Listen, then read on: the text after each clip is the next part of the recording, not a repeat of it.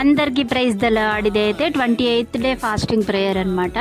ఇక ఈరోజైతే మాకు వాక్యంలో యోనా గురించి చెప్పిండ్రు.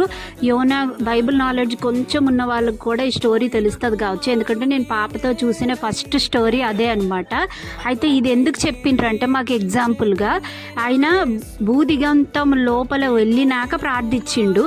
అయితే మనం ఎట్లా అంటే శోధనలకు వచ్చినాక ప్రార్థిస్తాం, అయ్యో ఇట్లా అయిపోయిందని అంత జరిగినాక దేవుణ్ణి మొరపెట్టుకుంటాం. శోధనలోకి పోకుండా ఉండడం కోసం ముందుగానే మనం ప్రార్థిస్తూనే ఉండాలట.